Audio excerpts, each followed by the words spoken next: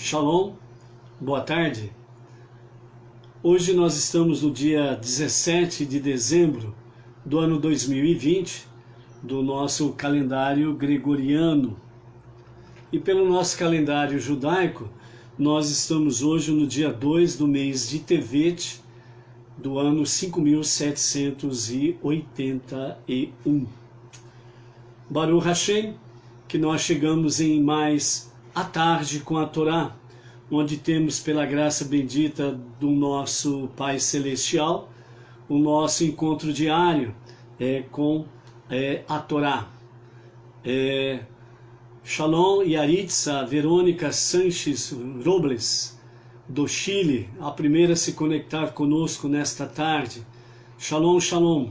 A tarde com a Torá tem sido a nossa marca diária para podermos ter os nossos encontros diários, fazermos deste momento virtual uma grande sala de estudos de Torá, para podermos cumprir uma das mitzvah, que diz no sentido de lermos, ouvirmos, estudarmos a Torá.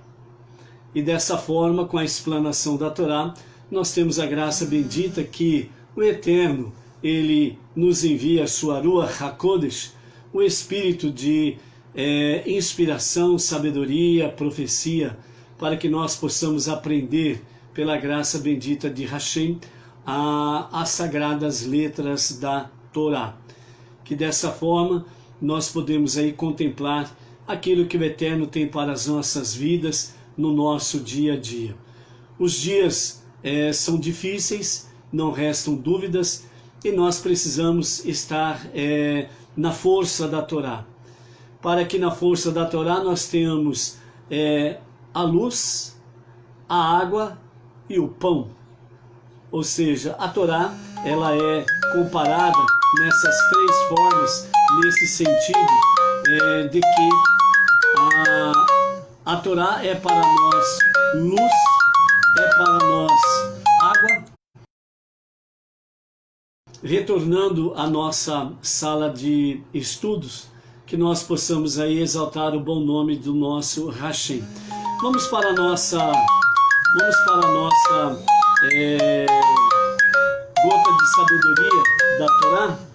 A nossa gota de sabedoria da Torá nessa tarde, ela diz assim, através do Rebbe Menachem Mendel, milagres normais. Temos vistos aí a busca, nos desejos naturais, que é aquilo que o Eterno aprova, no sentido de nós buscarmos bens materiais, financeiros, desde que eles não venham deixar-nos obcecados, que não venhamos abandonar a nossa vida espiritual por causa destas coisas, bem como também que elas não nos dominem. Assim como também temos visto nesses dias as questões dos desejos não naturais, que são destrutivos, que são contra realmente a palavra divina.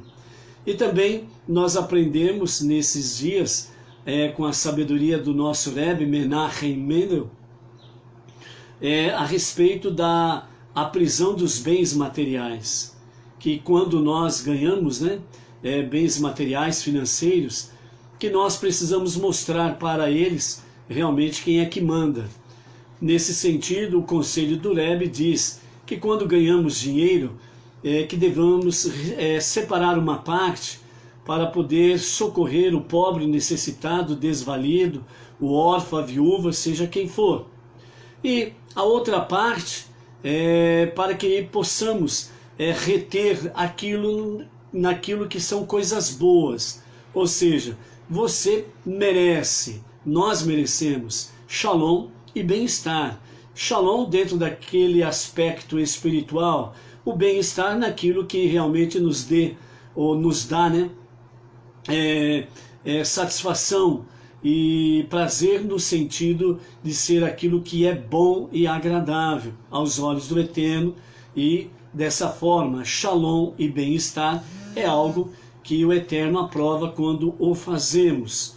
Depois nós vimos aí a respeito sobre a questão do levanta-se e faz com que a escuridão desapareça e faça a tua luz brilhar. Por quê?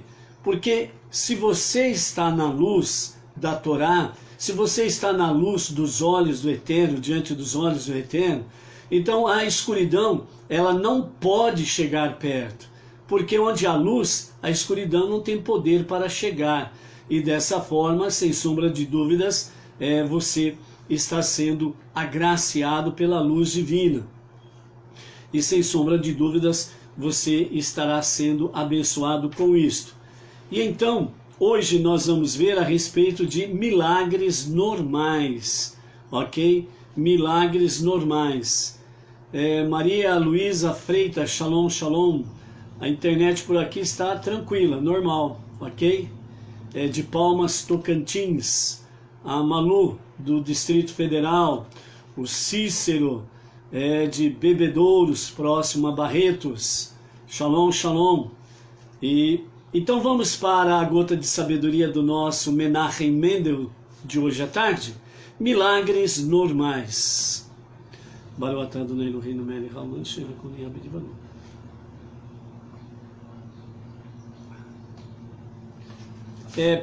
Antes de irmos para a gota, vamos falar aqui, né? Pergunto essa prece que fazemos antes de beber água. Então essa prece antes de beber água, ela é referência no sentido de tudo aquilo que você vai comer que não brota da terra, exceto cogumelos. Por exemplo, aquilo que você vai comer, carne, queijo, peixe, mel, ovos e etc. Ou beber qualquer líquido, né? Por exemplo, a água, o refrigerante, o suco natural, leite, com exceção do vinho e do suco de uva, que é outra bênção. Então essa brahá, ela diz, né, Baruch atah Hashem Eloheinu melech haolam shehakol nihya b'divaro, que traduzido é: bendito és tu, Eterno, nosso Deus Rei do Universo, que criaste tudo pela tua palavra. Então esta é a bênção com referência aqui à água que bebemos, ok? E você, obviamente, que ouve a prece, você responde aí, não só com a sua voz, mas também com o teclado, amém, para que a bênção seja completada aí, ok? Então, milagres normais, gota de sabedoria do nosso Menachem Mendel. Aqueles eventos que as pessoas chamam de admiráveis coincidências, sincronismos, pequenos milagres, é dessa maneira que o mundo deve funcionar. Acontece simplesmente que o mundo está adormecido, como uma pessoa em sono profundo, que não vê, não ouve e não fala, de modo que nada diferencia sua cabeça de seus pés, ou seu coração de seu cérebro. O mundo igualmente dorme e tem sonhos nos quais tudo é possível, mas nada parece ter objetivo, nos quais só reina o caos. É necessário apenas que a pessoa abra os olhos, os ouvidos, a mente e o coração para que os objetos deste mundo se posicionem certamente de forma correta e funcionem em conjunto, como um só todo, sincronizados como deveriam ser. Então os milagres normais que acontecem diariamente, o Rebbe diz que essas admiráveis coincidências, sincronismos, esses pequenos milagres que acontecem no dia a dia, é a forma como o mundo deve funcionar, sem sombra de dúvidas. Porém, acontece que o mundo ele está adormecido. Esse adormecido aqui significa, o que o Rebbe está trazendo para nós, significa que o mundo está entorpecido espiritualmente. Entorpecido espiritualmente significa que como se ele estivesse anestesiado.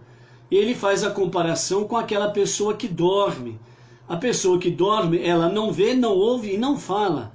E ela não faz nenhuma diferença enquanto dorme. Qual é a diferença entre os pés, a cabeça e o cérebro e o coração? Porque está dormindo.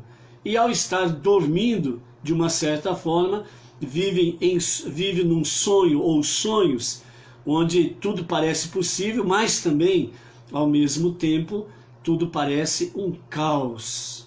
Para que as coisas sejam restabelecidas de forma normal, é preciso que a pessoa acorde, abra os olhos, abra os ouvidos, abra a mente, abra o coração, para que os objetos do mundo venham entrar no seu lugar devido, de forma correta.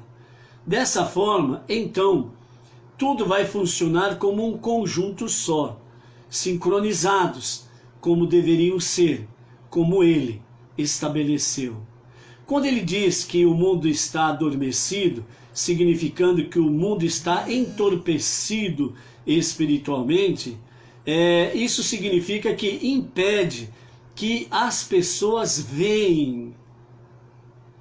Por exemplo, nós vimos aqui nas nossas parashiot até aqui, por exemplo, Yaakov, quando ele saiu da terra prometida, da terra santa, um grupo de anjos que estava com ele, quando chegou no limite, na fronteira, esse grupo de anjos não tinha ordem para sair da terra santa.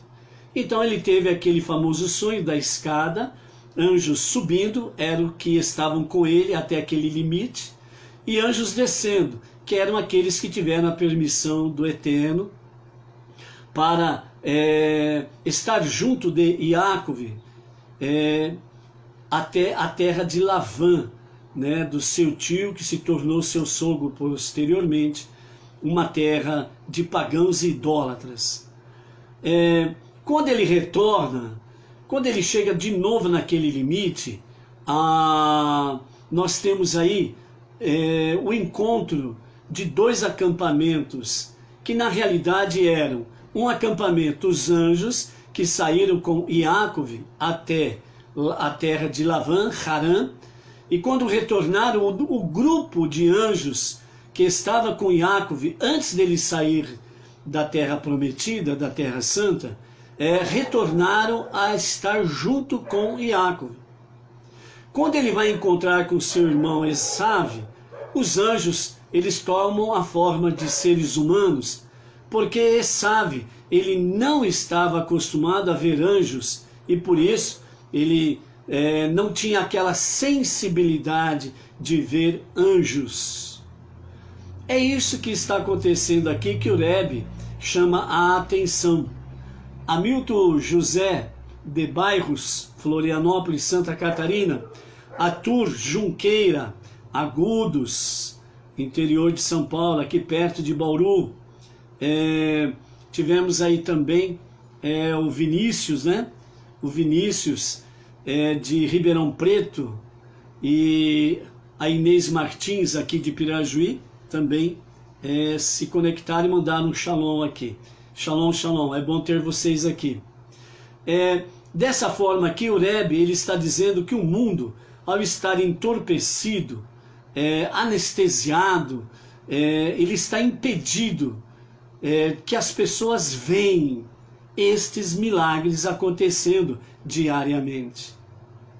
Ou seja, quando chega a noite e você se prepara para dormir, é um momento especial para fazer o Shema, que devemos fazer o Shema 2 vezes ao dia, na parte da manhã e à noite antes de dormir.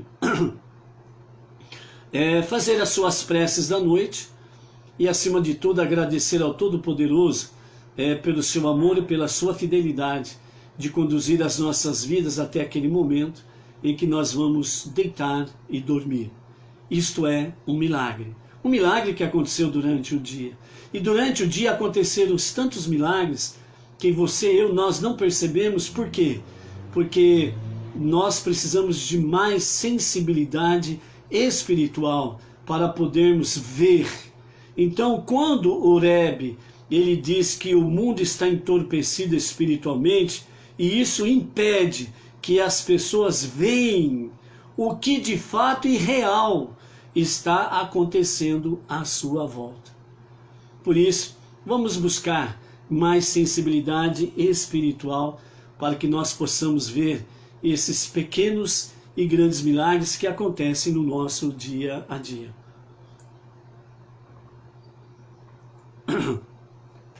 Como estamos em Hanukkah, também nós estamos hoje no 7º dia, até o pôr do sol.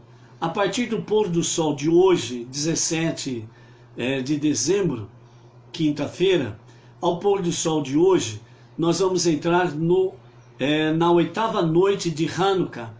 E hoje à noite nós vamos acender a 8ª e última luz da nossa Hanukkah, que é a menorá de 9 braços. Um testemunho sobre o milagre que aconteceu lá em Israel, nos dias dos Macabeus. Então hoje nós vamos acender completamente a nossa Hanukkah. E para isso, o nosso Rav Michel Tabassinic, ele está chamando, convidando as pessoas, as comunidades, para hoje, às 20 horas, nós estarmos num evento inédito, onde o nosso Rav Michel diz: vamos iluminar o mundo com alegria, acendimento simultâneo da 8ª vela de Hanukkah. Participe com seu candelabro ao vivo, ou pelo aplicativo Zoom, ou pelo Facebook. Hoje, quinta-feira, dia 17, 20 horas, horário de Brasília. Então, o nosso Rav Michel Tabassinic, ele estará coordenando, comandando este evento inédito, hoje às 20 horas, pelo Zoom, pelo aplicativo do Zoom e pelo Facebook. Então hoje nós estaremos todos numa sintonia virtual, e a partir do momento que o nosso Rav Michel ele der a ordem para o acendimento da Hanukkah, então simultaneamente o nosso Rav Michel Tabassinic, lá no Beit Chabad, no Brooklyn, São Paulo, ele estará coordenando e comandando esse encontro inédito virtual, onde várias comunidades, várias pessoas na sua localidade, no Brasil inteiro, e acreditamos até fora do Brasil, nós estaremos aí acendendo a Hanukkah. Então, desde já, se prepare, venha se organizar, né? Inclusive o próprio Rav Michel, ele dá um exemplo aí, aonde você estiver. Se porventura você está sozinho, só você e sua família, então você escreve lá, família tal, cidade e estado, né? Se você está em comunidade, então a sua comunidade, por exemplo, aqui nós vamos colocar comunidade Benei Noar, Bauru, Pirajuí região, São Paulo, Brasil, porque o vídeo vai correr o mundo afora, sem sombra de dúvidas. E dessa forma, cada um fazendo a sua live ao vivo e compartilhando junto com o Rav Michel Tabassinic. Então, hoje à noite teremos aí um grande evento, e dessa forma nós estaremos também fazendo isso que o Rebbe nos diz nessa gota de sabedoria de hoje, milagres normais. Então vamos testemunhar desse milagre que aconteceu nesses dias lá em Israel com os Macabeus, onde a menorá ficou acesa durante 8 dias, apenas com um jarro, apenas com uma ânfora de azeite que duraria apenas para um dia. E aí aconteceu um milagre, Deus fez com que realmente o azeite durasse 8 dias. E nós precisamos externar isso daí, esse milagre, principalmente nos dias atuais, em que o mundo está de uma certa forma dominada pela escuridão, do medo, do pavor, está escurecido pela opressão e pela pressão, né, dos globalistas, de pessoas, né, governantes que estão aí querendo impor realmente a escuridão no mundo. Então, Hanukkah é o momento de nós rompermos a escuridão. É o momento de nós realmente mostrarmos, ó, escuridão, aqui não é o teu lugar não. Aqui conosco você não tem lugar não. Porque a escuridão não tem poder para chegar aonde há luz. E por isso, nesse evento de hoje à noite, esse evento inédito, o nosso Rav Michel Tabassinik estará coordenando e comandando a partir de São Paulo para o Brasil, para o mundo, esse evento majestoso, onde vamos dizer ao Brasil, aos brasileiros, onde vamos dizer àqueles que querem ser ditadores e fazer com que o Brasil seja escuro e fique dominado pela escuridão, há também, através disso, ao mundo, vamos dizer, onde há luz, não há lugar para a escuridão. Onde há luz, o único e verdadeiro Deus está presente. Aquele que é um e único, indivisível e incorpóreo. Aquele que não nasceu e nem morreu. Aquele que não tem princípio e nem fim, porque ele é Ein Sof. Ele não é homem e nem filho do homem, como diz os Salmos, né? Dizendo para não confiar no homem, nem no filho do homem, em quem não há salvação. Então, seja quem for que se intitule, né, filho do homem, não acredite, ele não tem poder de salvação para ninguém. Só há um Deus e um Salvador, como diz bem tanto a Torá, os 5 primeiros livros da Bíblia, assim como diz principalmente também o profeta Isaías. Só há um Deus e um Salvador. Ok? Então esses são os nossos eventos para hoje. À noite, às 20 horas, o grande dia, a grande noite, em que nós estaremos iluminando o Brasil e o mundo. A luz da Torá, a luz dos olhos de Deus. Deus tem sim grandes e maravilhosos planos para o nosso Brasil, para o mundo. Por quê? Porque os dias de Mashiach estão chegando, que seja em breve para os nossos dias, que seja para agora. Amém. Ok, amados? Então, vamos para a nossa quinta aliá de hoje. Está no capítulo 42 de Gênesis, a partir do versículo 19, e nós vamos até o capítulo 43, verso 15. É a nossa quinta leitura, a nossa quinta chamada a aliá, a leitura da Torá com comentários de Rashi. Ok? Então vamos lá. Capítulo 42, verso 19 de Gênesis, Bereshit. Se sois sinceros, esse é o diálogo que estava sendo travado com Yosef e os seus irmãos. Yosef reconheceu os seus irmãos, mas esses não o reconheceram. E então, quando eles se prostram por terra aos pés de Yosef, ele vê que uma parte do seu sonho estava se cumprindo. Mas era necessário que Beniamim também estivesse presente para cumprir essa parte do sonho. E então ele prepara um plano para que Beniamim viesse também ao Egito, para dessa forma concretizar o seu sonho profético, ok? E aí então, Yosef, ele acusa os seus irmãos de espiões, que eles estavam querendo matar os homens do Egito e tomar posse do Egito. E quando ele falava isso, ele jurava em nome do faraó. Como o faraó não é Deus, né? Como o faraó não é o eterno, então ele fazia esse juramento, porque ele estava jurando em falso, e no nome de, entre aspas, um Deus falso, está tudo certo, né? Ele não tomou o santo nome do eterno em vão. Então, por isso que ele, quando queria jurar alguma coisa, dando força às suas palavras, força de poder às suas palavras, ele jurava em nome do faraó. E os seus irmãos, né, estavam já com medo, apavorados, e não conseguiam discernir o momento que eles estavam vivendo ali. Isso mostra para nós a realidade do mundo atual, mostra a realidade do Brasil atual, né? Quando os governantes percebem que as pessoas têm medo, então fica fácil de dominá-las.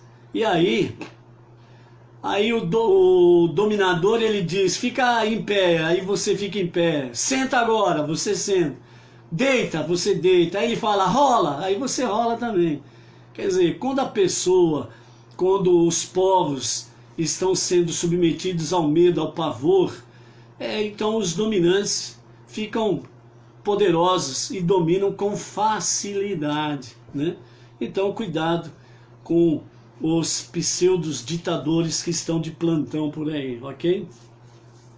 Então, continuando o diálogo entre Yosef e seus irmãos, capítulo 42, a partir do verso 19.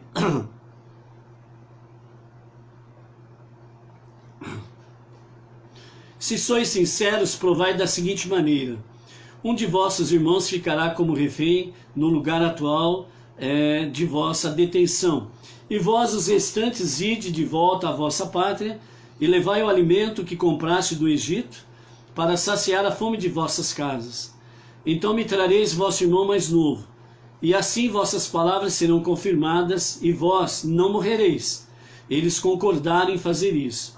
Eles se afastaram do intérprete, para que não os ouvisse falar, porém permaneceram ao alcance da audição de Yosef, pois supunham que ele não pudesse mesmo compreendê-los. Disseram então uns aos outros: somos de fato culpados, como com relação ao nosso irmão, porque vimos a sua angústia quando ele suplicou a nós, mas nós não escutamos.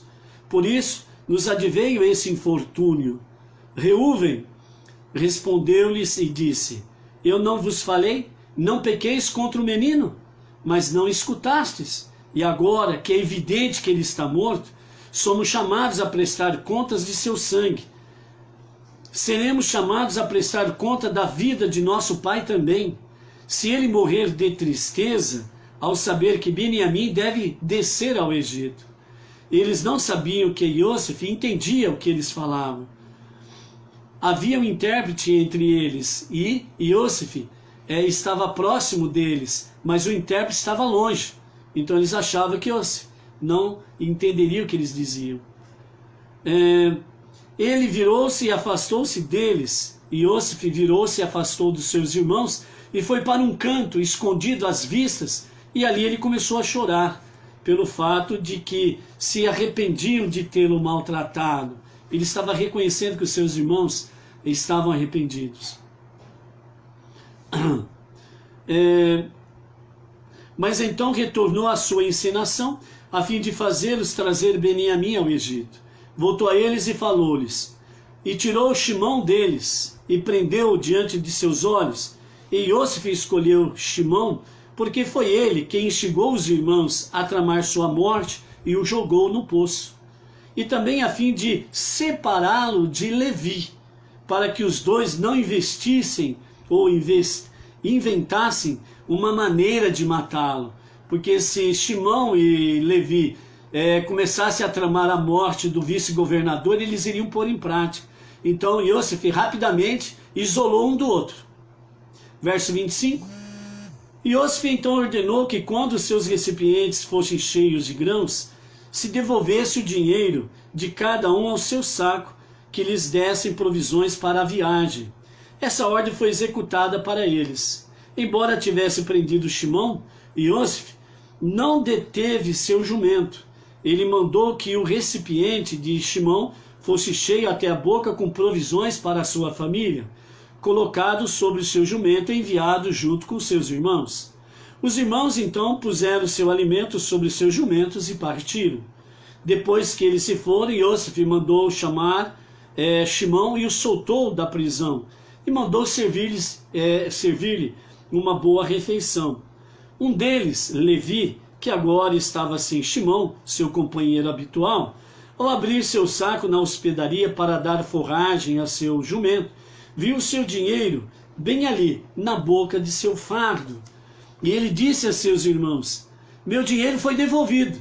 Não só os grãos estão aqui, mas ele também está aqui no meu fardo.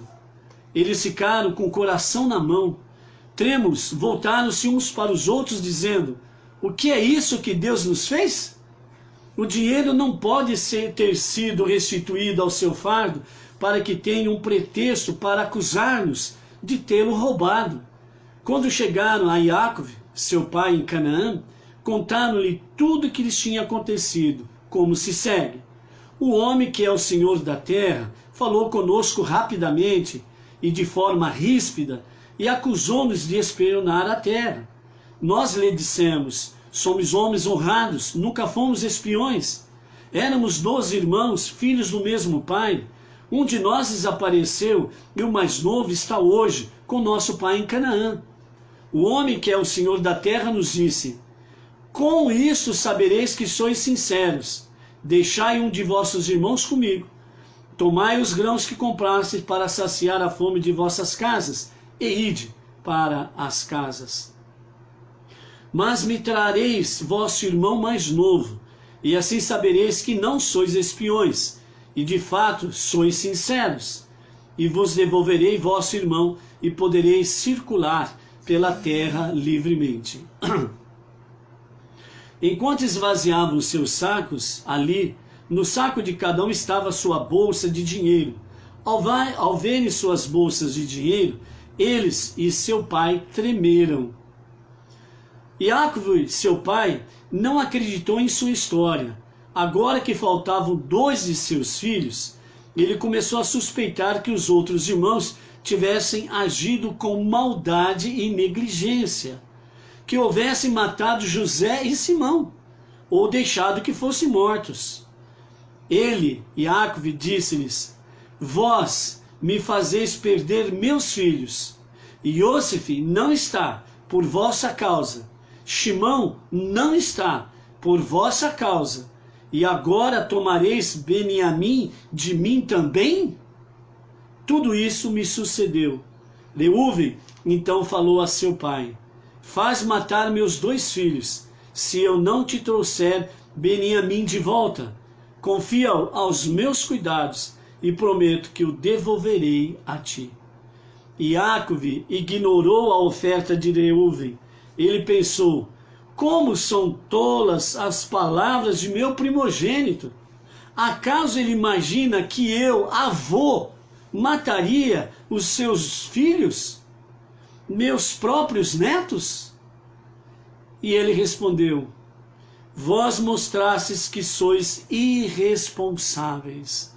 Foi o que Jacob disse aos seus filhos: meu filho Beniamim não descerá ao Egito convosco, pois seu irmão José está morto, e só ele resta de sua mãe.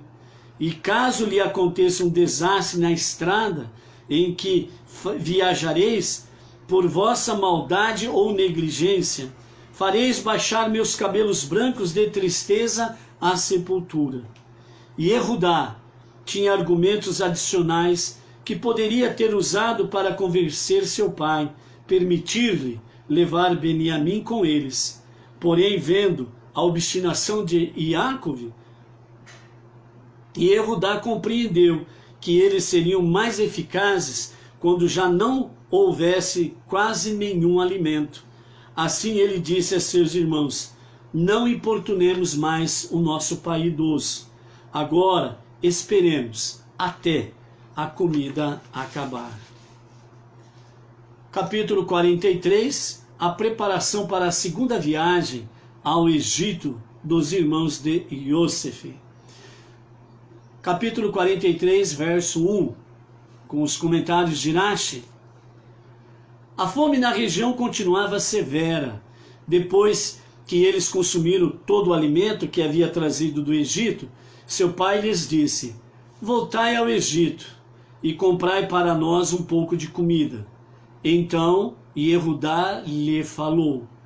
O homem encarregado dos estoques de comida ali advertiu-nos duramente, dizendo: não aparecereis diante de mim outra vez, a menos que vosso irmão esteja convosco. Se concordares em enviar nosso irmão conosco, desceremos e compraremos comida para ti. Porém, se não o enviares, não desceremos, pois o homem nos disse: não vereis o meu rosto outra vez, a menos que vosso irmão esteja convosco. Israel disse. Agora aqui Iacove não é chamado por Jacó, mas aqui a Torá o chama de Israel, ou seja, o pai da nação dos judeus.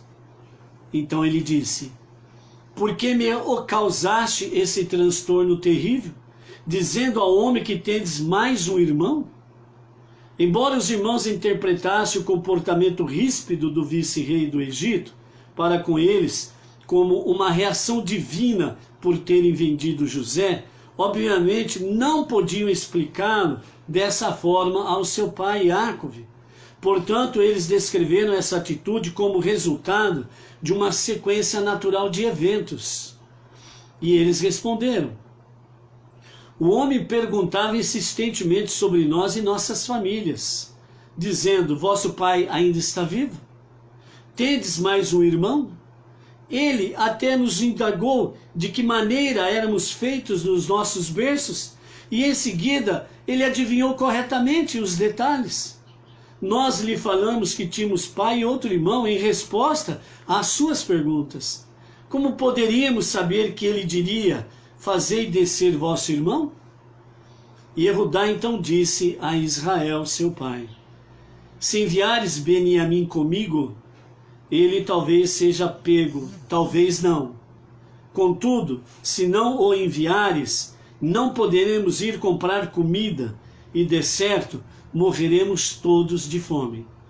Portanto, envia o rapaz comigo, e partiremos e iremos, de modo que viveremos e não morreremos, nós, tu e também nossas crianças.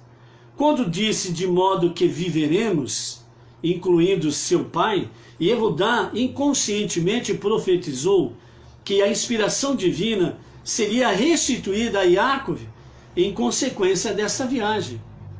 E Judá continuou: compreendo que nos suspeites de maldosos ou negligentes, para que te assegures de que o protegeremos a todo custo, eu me ofereço como garantia por ele. Podes demandá-lo de minha mão.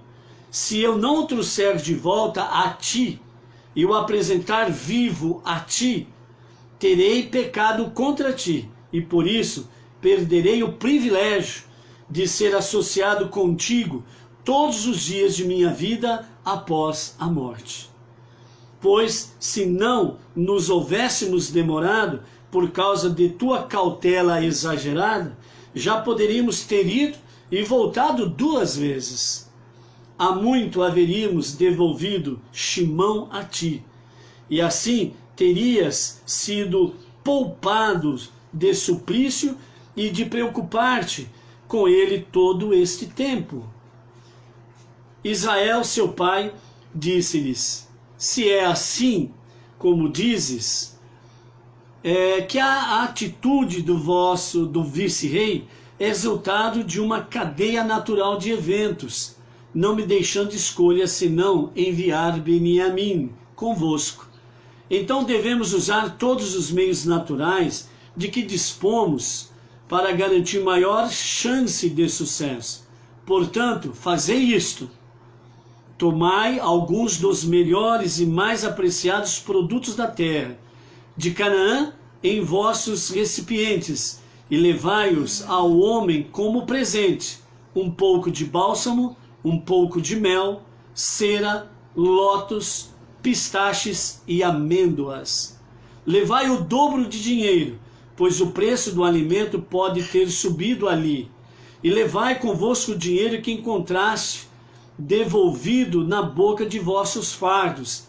Talvez tenha sido um descuido da parte do vendedor, e ele tenha se esquecido de tomar o pagamento que lhe era devido. E tomai o vosso irmão, e levantai-vos e retornar ao homem. São esses todos os preparativos naturais que podemos fazer, e também devemos pedir ajuda a Deus. Todos nós sabemos que as preces das próprias pessoas necessitadas são mais eficazes que as de outras que oram por elas.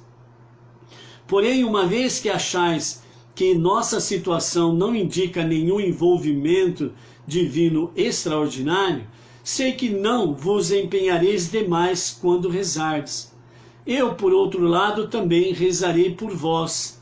Rezarei para que Deus, o Todo-Poderoso, a quem nada é impossível, conceda que o homem tenha piedade de vós, e para que Deus, que ao criar o mundo, parou o processo de criação dizendo: basta, diga, basta para os meus aborrecimentos, pois nada tive a não ser aborrecimentos em toda a minha vida.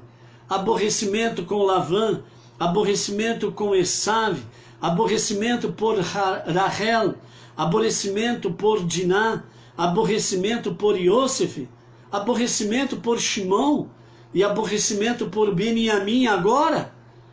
Shimão, finalmente rezarei ainda para que o homem liberte ileso o vosso irmão Shimão de seus grilhões e envie Beniamim a mim de volta ileso. Quando usou a palavra outro, referindo-se a Shimão, Iacove, sem saber, profetizou que Iosef também seria libertado da obscuridade. Quanto a mim, concluiu Iacove, como fiquei sem meus filhos, Iosef e Shimão, assim também ficarei sem meu filho Beniamim, até que ele volte incólume convosco. Os irmãos tomaram esse presente e levaram também dinheiro em dobro, bem como Beniamim. Eles partiram e desceram ao Egito e apresentaram-se a Iosef. Aqui nós encerramos a nossa quinta aliá, pela graça bendita de Hashem. Amanhã faremos a nossa sexta aliá. Algumas considerações para que nós possamos falar a vocês. Lembram que ontem nós deixamos uma coisa pendente para falarmos hoje? Pensou? Lembrou?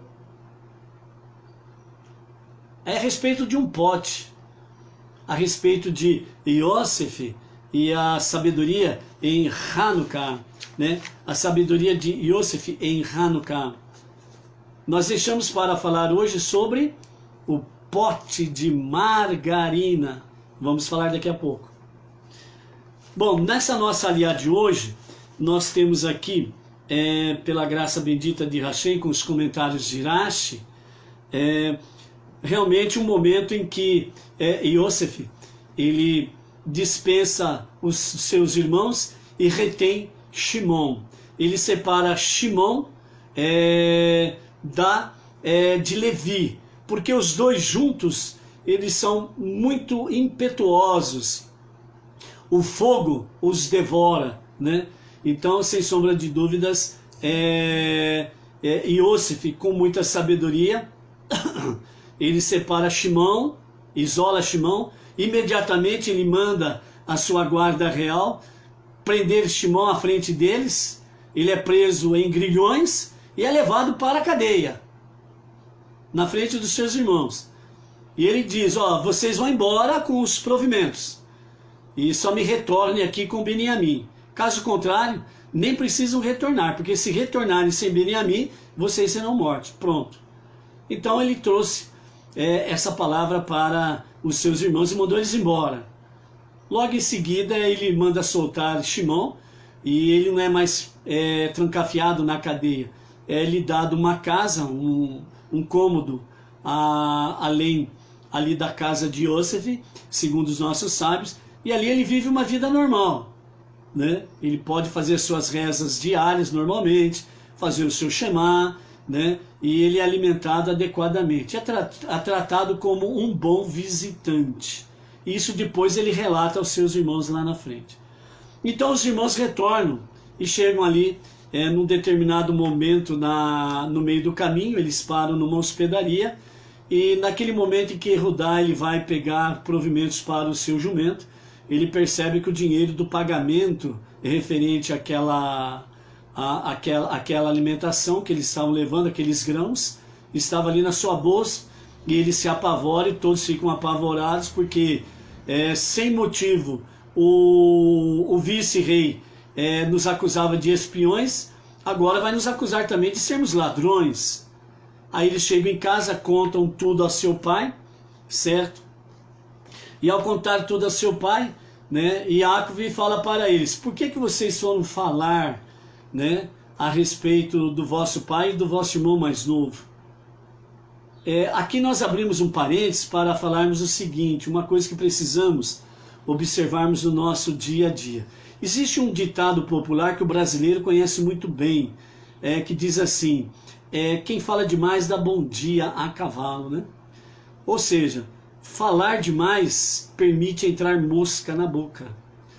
Então, sejamos realmente sucintos naquilo que devemos falar. Cuidado quando você fala a mais.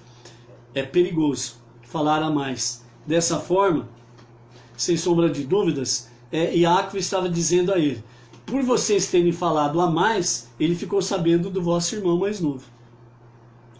Mas aí, como eles não podiam explicar ao seu pai que era, entre aspas, uma punição da parte do Eterno, porque eles tinham vendido Yosef, então eles começaram a relatar dizendo que foram eventos de forma que aconteceram.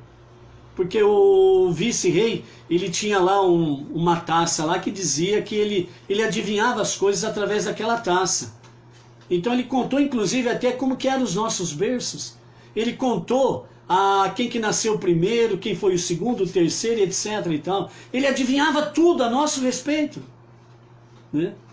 Como eles não sabiam que era Yosef, e então dessa forma eles relataram as suas coisas ao seu pai. Por causa disso, Iacov ele demora em fazer com que eles empreendam uma segunda viagem para comprar novos provimentos. E dessa forma o alimento começa a ficar mais escasso. E ao ficar mais escasso, o que acontece? Chega aquele momento em que Iacov, a partir do capítulo 43, fala: desçam ao Egito para comprar mais mantimentos. Mas aí vem a questão. E Yehudá é o momento que ele vê que é um momento oportuno para falar ao seu pai que convém que Beniamim vá até o Egito com eles. E então Iacov ele continua resistente, mas aí Yehudá ele se coloca como fiador do seu irmão mais novo. E ele fala: aconteça o que acontecer, nós o traremos incólume à tua presença. Se isso eu não fizer, eu estarei apartado de ti eternamente. Nessas palavras, Yehudá estava dizendo ao seu pai que ele sabia muito bem que ele era, a partir daquele momento que o seu pai concordasse, ele seria responsável plenamente pela vida de Beniamim. E Iacov teve a certeza que Yehudá não voltaria para ele sem Beniamim. E por que Iacov ele compreendeu, e como que Iacov ele percebeu que realmente Yehudá estava sendo verdadeiro nessa palavra de responsabilidade plena, que daria sua própria vida para defender Beniamim? Porque Iacov dizia: eu perdi José e agora perdi Shimon, 2 filhos. As palavras de Yehudá desceram profundamente ao coração de Iacov, porque Iacov sabia muito bem a dor que Yehudá tinha, como ele estava tendo, a dor da perda de 2 filhos, porque Yehudá ele perdeu 2 filhos, naquele caso de Tamar. Então Yehudá ele teve a experiência pessoal, o que significa perder 2 filhos. Iacov lamentava pela morte de 2 filhos, de uma certa forma, Yosef e Shimon. Então as palavras de Yehudá trouxe para Iacov acalento, calor. Trouxe para Iacov confiança e esperança. E então Iacov concordou que ele levasse Beniamim, porque ele tinha certeza que Judá voltaria junto com Beniamim. Então essa experiência de dor que uniu mais do que pai e filho, mas esta dor que uniu mais intimamente Iacove e Judá, o terceiro patriarca e o líder do povo de Israel, e Judá, fez com que Iacove começasse a perder toda obscuridade do medo e do luto. Começa aqui uma nova odisseia na vida de Iacove e a sua família. Até aqui Iacove disse: só aborrecimentos tive na minha vida. E é a partir desse momento que Deus vem privilegiá-lo para que ele possa viver os seus últimos anos com shalom e bem-estar. E com a maior alegria de não perder nenhum dos seus filhos. Essa é uma grande dádiva que Deus dará.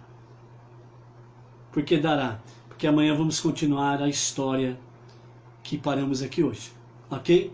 Então amanhã a gente continua. Não vamos falar mais não, senão aí você não vem na sala de estudo amanhã, não é verdade? Shalom, Maria Cristina Moreira. Shalom, shalom. Escreve para nós aí, por favor, o nome da sua cidade e estado, para que possamos saber de onde você está conectando conosco, ok? Shalom a você e toda a sua família. Não podemos nos despedir de vocês hoje sem falar sobre o pote de margarina, referente à sabedoria de Yosef em Hanukkah, ok? Então tá bom, então vamos lá. Maria Luísa Freitas, Palmas, Tocantins, obrigado pelas gentis palavras, tá ótimo o shiur. Baruch Hashem, toda honra e toda glória a Ele, e que Ele continue nos capacitando para juntos podermos estar sempre em nossa sala de estudos de Torá, ok? Então nós vimos ontem a sabedoria de Yosef em Hanukkah, justamente esta paraxá, ela acontece exatamente em Hanukkah. Aí a sabedoria de Yosef estava exatamente em interpretar de forma correta, clara, transparente os sonhos do faraó. Com isso também nós aprendemos que as lições, segundo os nossos sábios, que trazem através dos ensinamentos de Yosef, que chega um tempo de escassez quando irrompe uma grave crise. O céu não nos permita, que o Eterno não permita que graves crises venham sobre nós. Baruch Hashem, vamos dissipar a escuridão, hein, gente?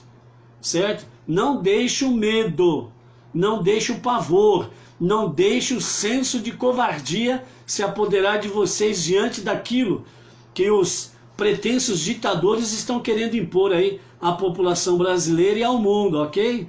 Vamos emanar luz, luz divina, luz da Torá, e a escuridão perde a sua eficácia, ok? Então, de repente, nessa escassez, sentimos necessidade de ir além de nós mesmos e nos conectar com nossos entes queridos e com Deus. Isso daqui é uma coisa, justamente nos dias de Hanukkah, dos Macabeus, de Yosef. Yosef ficou 22 anos sem poder abraçar os seus irmãos, seu pai. Nós estamos vivendo aí, essa dita cuja aí de pandemia que estão aí fazendo um demônio dela, certo? Há uma gravidade? Sim, há uma gravidade. Mas existe o tratamento precoce, existe o escape que Deus nos deu. Nada é novo debaixo do sol. Apareceu o X, existe o Y para corrigir esse X, certo? Então, vamos aí realmente não permitir que a escuridão venha tomar conta né, do nosso espaço, se tomar conta do nosso espaço significa que a luz em nós se apagou, certo? Então, há uma grande necessidade de irmos além de nós mesmos, de nos conectarmos com os nossos entes queridos e com Deus. E o que nós estamos vendo aí? As pessoas dentro da própria casa, marido, esposa, filhos, todos usando máscara dentro de casa. Ninguém mais sabe qual é a cara do pai, da mãe, dos filhos. Estão perdendo a identidade. Estão se assimilando com aquele sistema maligno que estão querendo impor no mundo, em todas as nações, a semelhança dos gregos sírios nos tempos de Macabeus. Perder a sua própria identidade, queriam fazer com que os judeus perdessem a sua própria identidade, perdessem a sua própria identificação de fé, de religiosidade. É o que estão querendo fazer nos dias atuais. E nós não podemos permitir isso. Não podemos nos calar. Não podemos permitir que a luz que há em nós venha se apagar. E aí nos traz os nossos sábios, mas nós não sabemos como. Porque quando não nutrimos nosso relacionamento e nossa espiritualidade durante os anos de fartura, quando os anos de escassez nos confrontam, não temos as ferramentas que precisamos tão desesperadamente para sobreviver à crise. Gente, só entra em crise quem não se preparou adequadamente. E qual é a forma de se preparar adequadamente? Os nossos sábios respondem à questão. A nossa forma de nos prepararmos adequadamente são tempos lá atrás que nós nutrimos de relacionamento entre as pessoas, os familiares, com o próximo. O nosso relacionamento espiritual com as preces diárias, a leitura bíblica, estudo da Torá, Tzedaká. São essas coisas que nos fortalecem para que quando vem o tempo da escassez, isso que está acontecendo aí, e essas pessoas, governantes que não têm nenhum temor a Deus, um dos salmos que foi lido hoje de manhã, nos fala exatamente disso daí, salmos, se não me engano, de 12 a 17, hoje de manhã, um dos salmos fala que aquele que não confia em Deus, aquele que não teme a Deus, ele ainda procura tirar, zombar, vamos assim dizer, de Deus, dizendo, ele não vê, ele não sabe. E o que você observa aí? Os governantes dessas que estão treinando para serem ditadores, esses governantes aí, eles não temem a Deus. Por isso que eles querem acabar com amor a Deus e amor à família. Porque eles nem temem a Deus e nem amam a sua própria família. E querem que todos assim sejam. Por isso vem e joga em você essas, entre aspas, essas regras que faz com que você comece a perder a sua identidade. Os consultórios psicológicos e psiquiátricos nunca tiveram tanto movimento como estão tendo ultimamente. Nunca fizeram tantas consultas como estão fazendo atualmente. Por quê? Porque o povo está com medo, o povo está apavorado. Eles lançaram sobre o povo a maldição de pragas, doenças e mortes, e através do medo estão dominando. E você não pode permitir que isso aconteça. Por isso, as luzes de Hanukkah precisam ser externadas cada vez mais forte e cada vez mais presente. E dessa forma, então, a sabedoria de Yosef em Hanukkah mostra realmente que as prioridades que você cultiva durante seus tempos bons deveriam ser o tipo que sustentam você também durante os tempos de desafios também.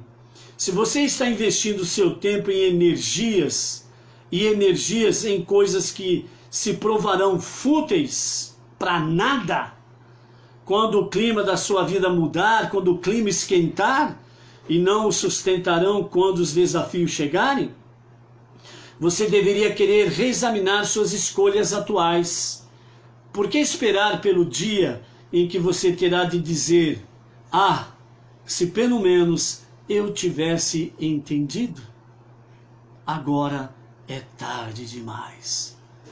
Para que não chegue esse tempo, nutre o seu bom relacionamento com Deus e com o seu próximo, a começar com a sua própria família. Concernente a isso, os sábios nos trazem então o quê? Um pote de margarina. O que o pote de margarina tem a ver com essa história? O que o pote de margarina tem a ver com essa grande, enorme tristeza que está se abatendo sobre as nações, os povos? Vamos lá? O pote de margarina. Na conclusão de cada dia, com 16 horas de trabalho no inferno chamado Bergen-Belsen, o comandante do bloco gostava de se divertir um pouco com os judeus, campo de concentração no leste europeu. A refeição ao final do dia consistia de pão velho, sopa aguada imunda e um pote de algo semelhante à margarina feita com gordura vegetal. Quer dizer, o pão velho seco, uma sopa aguada imunda e mais o quê? E mais um pote de algo que parecia ser margarina, mas 100% também não era margarina, mas era alguma coisa aí. A margarina era tirada de um vaso grande e após a refeição ser distribuída e o vaso ficar vazio, o comandante permitia que os prisioneiros famintos saltassem dentro do vaso vazio e lambessem a margarina restante nas paredes do vaso. A visão de judeus famintos lambendo restinhos de margarina fornecia entretenimento noturno para o comandante e os seus guardas. Um prisioneiro, porém, se recusava a fazer parte do show do comandante. Embora, como todos os outros, ele fosse uma sombra faminta de um homem aparentando muito mais idade do que tinha, ele nunca se permitiu humilhar por uma lambida de margarina. Os outros prisioneiros o chamavam de Eliar, de uma maneira indizível. Os outros recebiam força da recusa de Eliar juntar-se ao frenesi. Então, uma noite, aconteceu algo que pareceu abalar qualquer força que restasse nos prisioneiros, Eliar, e ele cedeu. No instante, ele se atirou no vaso gorduroso e furiosamente rolou como uma fera enlouquecida. E como o comandante se divertiu vendo aquilo, aquele prisioneiro que era o único que não fazia o que ele desejava, enquanto vários judeus se lançavam de forma humilhante naquele grande vaso para lamber o restante daquilo que parecia ser uma margarina.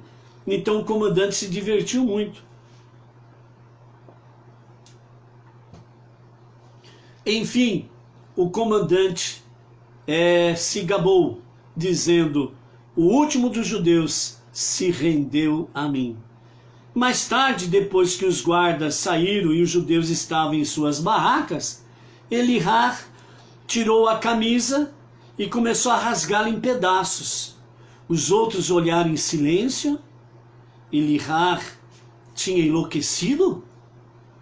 Ele estudava a camisa por um instante, examinando-a cuidadosamente, como se estivesse procurando algum local exato, e então rasgava aquele pedaço, e todos olhavam para ele, atônitos. Será que ele enlouqueceu? Ficou doido varrido? Aqueles que se inspiravam nele e não se lançavam naquele vaso enorme, para se humilhar diante daquele comandante? Eles ficaram um olhando para o outro e diziam: o que aconteceu com o nosso amigo? E então Elihar olhava para cima, seus olhos estavam em fogo. E ele disse: vocês sabem que noite é hoje? E ali, no acampamento, naquele lugar em que eles estavam recolhidos, a visão dos seus opressores apenas vermes, lixo humano, que não mereciam nenhum respeito. Era isso que os seus opressores os consideravam. E é isso que os opressores da atualidade, quando olham para o povo, os consideram da mesma forma. Quando eles dizem para você: não se aglomerem, mas eles, nos seus clubinhos, eles, nos seus particulares, nas suas grandes mansões, eles se reúnem com os seus em grande festa, e o povo, lixo humano, desprezíveis, jogados dentro de prisões, jogado dentro de campos de extermínios. E se eles conseguirem isso, daqui a pouco, você ser um campo de extermínio, os seus opressores acharam que tinham vencido Elihar, porque ele se lançou naquele dia, próximo ao anoitecer, se lançou e de uma forma aparente, furiosamente se enrolou em todo aquele grande vaso que havia resquícios de uma gordura vegetal semelhante à margarina. E o comandante e seus guardas muito se alegraram, porque eles achavam que tinham vencido o último resistente do campo. E se retiraram. E eles também, os judeus, se retiraram ao seu alojamento. E então ele analisa, ele tira a sua camisa, ele analisa ponto por ponto e começa a rasgar pedaços.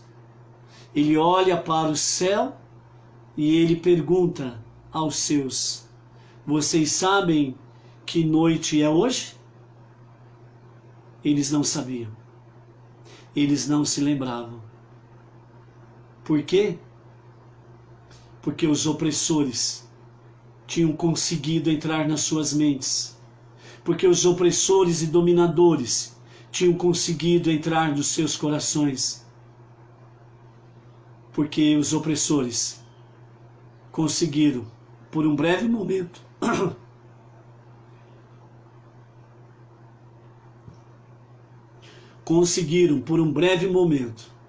fazer com que eles se esquecessem quem eles eram. Elihar, que era chamado de uma forma desprezível pelos seus, disse a eles: vocês não se lembram? Hoje, nós estamos na primeira noite de Hanukkah. Quando ele disse isso, todos lembraram de quem eram. Todos se lembraram da sua origem. Todos se lembraram que há um único Deus. E então Elihar, ele rasgou pedaço por pedaço do pano da sua camisa, onde havia resquícios de margarina, e ele pôde então acender a primeira luz de Hanukkah. E dessa forma, esta luz de Elihar, ela continua brilhando até hoje. Elihar não deixou a luz de Hanukkah se apagar. Elihar não deixou com que os seus inimigos, seus adversários, seus opressores entrassem na sua mente, entrassem no seu coração. E a luz de Elihar continua acesa. Hoje, às 8 horas da noite, quando vamos finalmente acender a última luz de Hanukkah deste ano, se até o próximo Mashiach não se revelar, que no próximo ano nós estaremos novamente aqui. Mas o nosso desejo é que o próximo ano seja em Jerusalém, Yerushalayim, junto com Mashiach, junto com todo o povo do judeu e junto com as nações que passarão a ter plenamente crer no único Deus. Que nós possamos, naquele dia, em Jerusalém, estarmos juntos lá. Elihar também estará lá. Mas caso isso não aconteça neste ano, continuaremos acendendo as luzes de Elihar. Continuaremos acendendo as luzes dos Macabeus. Continuaremos acendendo as luzes de Torá. E continuaremos externando a luz do nosso Deus, o único Deus. Quem quer que seja, não vai calar a nossa voz, não vai apagar a nossa luz, não vai apagar a luz de Hanukkah. Porque Elihar está presente em todas as nações, acendendo as luzes de Hanukkah. Por isso, hoje à noite, vamos juntos atender o chamado do nosso Rav Michel Tabassinik pelo Zoom e pelo Facebook, e vamos acender todas as Hanukkah em todos os lugares, na sua casa, no seu lar, no seu trabalho, na sua comunidade. Vamos acender as nossas luzes de Hanukkah, vamos acender as luzes dos Macabeus, vamos acender as luzes das heroínas dos dias de Macabeu, Hannah, Judite. Vamos acender as luzes de todos aqueles que morreram, porque foram mortos pelos inimigos da luz, pelos inimigos da Torá, por aqueles que acham que Deus não vê e não recompensa a eles pelos seus atos funestos. Vamos continuar acendendo as luzes de Elihar. Vamos continuar acendendo as luzes em memória daqueles que faleceram nos tempos da Segunda Guerra Mundial, que é os dias tristes da nossa história moderna, que foi as 6 milhões de almas que sucumbiram na Segunda Guerra Mundial. O Holocausto. O Holocausto. As suas chamas. Nós, não judeus, Benei Noach, junto com os judeus, acendendo as luzes em memória a todos eles que já passaram nesse mundo visível, mas que continuam vivos no mundo espiritual.